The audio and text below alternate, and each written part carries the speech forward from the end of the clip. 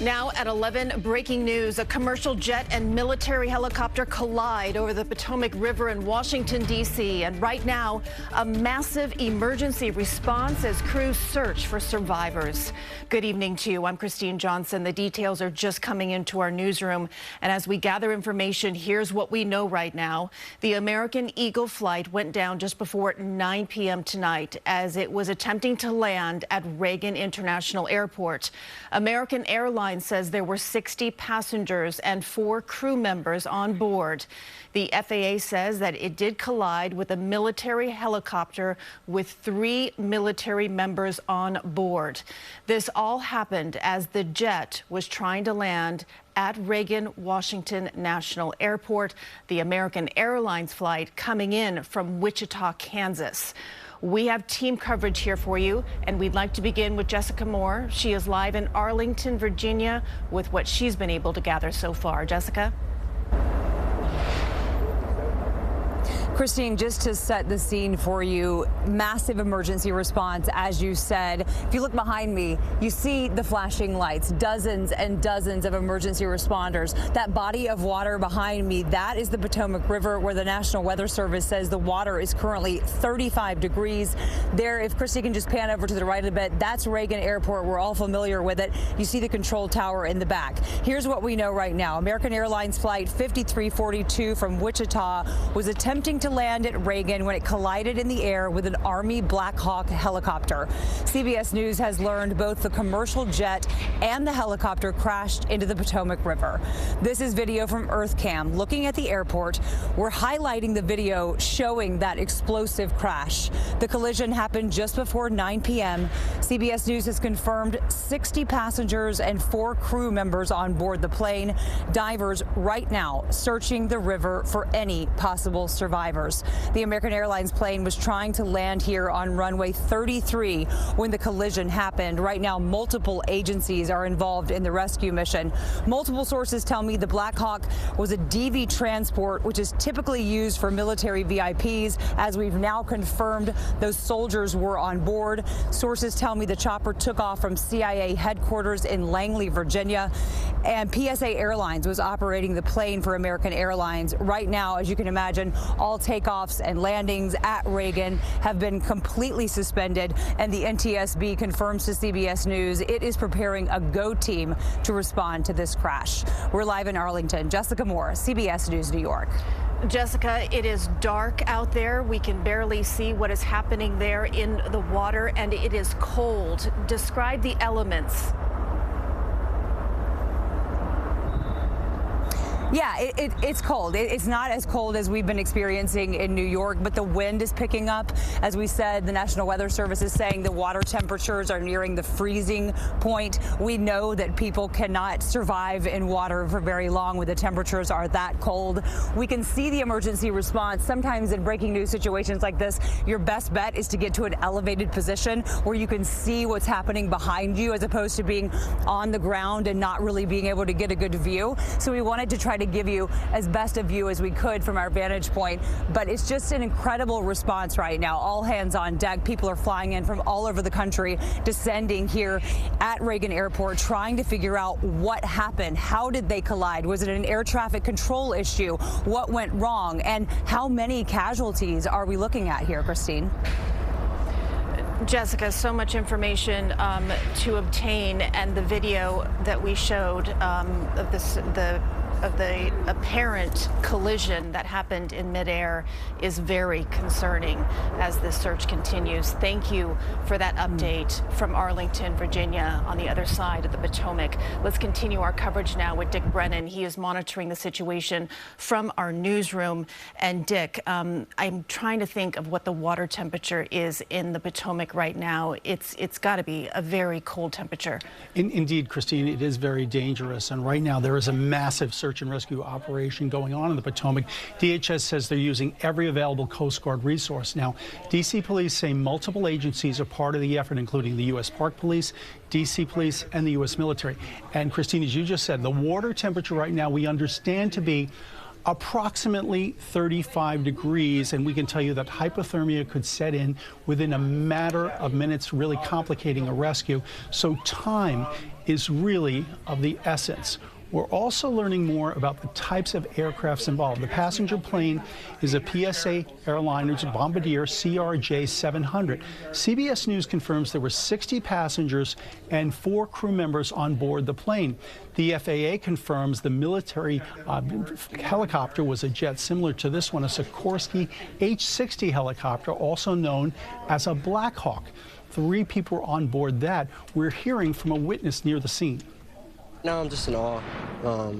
It's kind of crazy that we experienced what happened right there. It's unfortunate what happened, and I'm praying for everybody who was involved in it, and I'm sorry for everything that happened, but it was really crazy what went down. Now, President Trump just released a statement about the collision. Here's what he had to say. He said, "I've been fully briefed on the terrible accident which just took place at Reagan National Airport. May God bless their souls. I'm monitoring the situation and we'll provide more details as they arrive." Lots of details, Christine. We will keep you updated. I'm Dick Brennan in the newsroom. All right, Dick. Well, I know you and the team will continue to work the details there in our newsroom. In the meantime, I'd like to bring in CBS News senior transportation correspondent Kris Van Cleave. Kris, I know that you're monitoring the situation there, but we can add to our viewers here that CBS News does confirm that police and fire department divers continue to search for in the water for survivors right now. And as Dick was just discussing, hypothermia can set in within just a matter of minutes. Yeah, it is certainly time is of the essence here to find anyone who survived this crash and get them out of that water. As time ticks by, that gets harder and harder to do. So the hope certainly is that those divers have been successful in finding survivors. We do know, based on the video we have seen, there does appear to have been a fireball of some kind. We don't know the condition of the aircraft, either aircraft, when they went into the water. We've just heard from the military that the helicopter came from Fort Belvoir, which is not far from Washington Reagan National Airport. That was its home base, at least.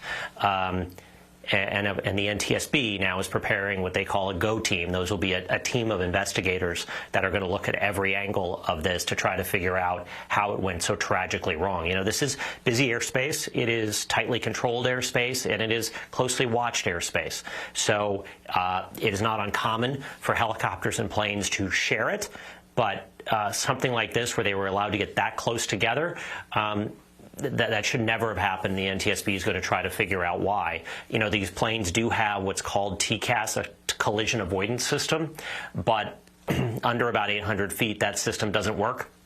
So it may not have given the pilots of that airliner an alert that this helicopter was coming. It was dark, so really you're looking at flashing lights over a sea of dark to try to spot a helicopter, and it's unclear, you know, if these pilots would have even ever seen it.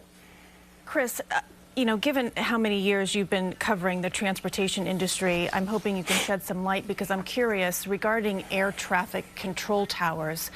Since this was a commercial jet coming in from Wichita into Reagan, and then you have this military Black Hawk helicopter, would the same air traffic control tower be monitoring those flights and also communicating with the pilots? Or would they be separate control towers? So certainly when you fly around Washington Reagan Airport, and I just did this the other day with the D.C. police, that pilot is talking to the DCA tower when they approach the airport. And I remember we were flying at around 800 feet. We dove very aggressively down below 200 feet to make sure we were well below airplanes as they were starting to take off from DCA. So there's communication that should be happening here. The question is, did it happen? And why didn't these two aircraft know the other was there? Kris, we have been, when we were hearing from Jessica Moore, she's reporting from Arlington, Virginia, she did show us and point out the EarthCam video that appears to show the collision in midair. Curious if you've been able to see that, and given your, once again, Yes. your experience, you know, what is your reaction to what you see there? You know, it is catastrophic when two aircraft collide in midair. Obviously, the question is how badly were they damaged? Where did the collision happen? Could one of the aircraft made it down intact and relatively safely? It's hard to know from that video, but you see what appears to be a fireball, and that is very, very concerning. You know, Christine, we've been in an unparalleled period of aviation safety. The last U.S. airliner to crash was in Buffalo in 2009. It appears that period of safety has ended tonight.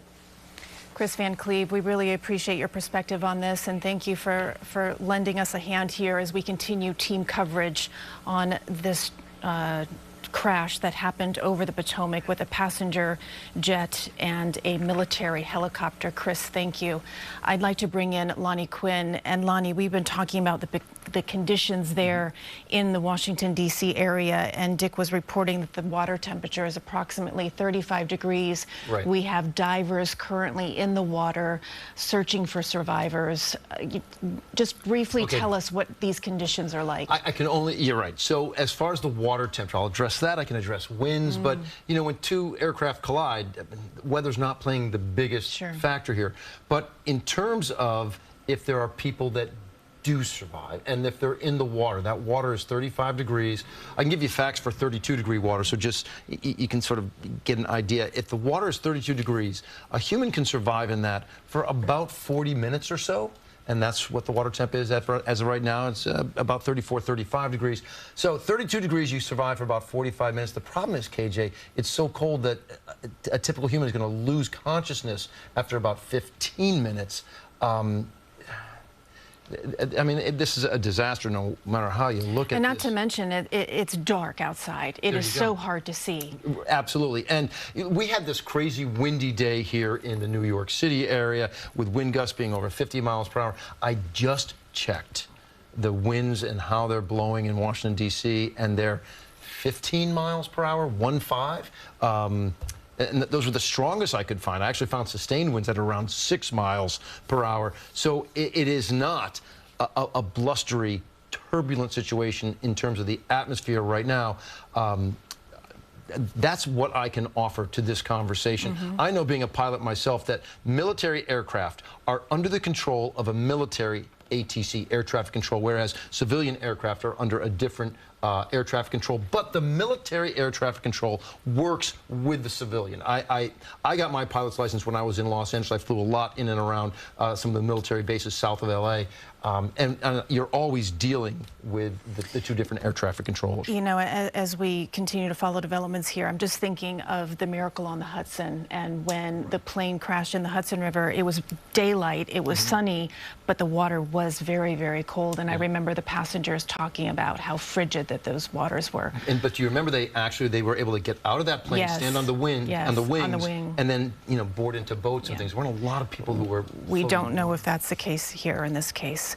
We will continue to follow it. Thank you, Lonnie, for your perspective. And some history here. The last time that a passenger plane went down in the Potomac, Kris Van Cleave touched on this, was actually 43 years ago. It was January 13th, 1982. 78 people died when an Air Florida plane headed for Tampa crashed into the river shortly after takeoff from Reagan Airport. The plane struck a truck and then more than 6 cars on the 14th Street Bridge before hitting the ice-covered river. 4 people in vehicles on the bridge also died, and only 5 of the plane's 76 passengers survived. The cause was determined to be ice on the plane's wings and engines, as well as pilot error. So many developments to be following here this evening. Once again, a massive search and rescue operation is happening on the Potomac River in the Washington, D.C. area as a American Airlines regional jet from Wichita, Kansas, collided midair with a military helicopter, commonly known as a Black Hawk helicopter. There were 60 passengers on board the American Airlines plane, 4 crew members.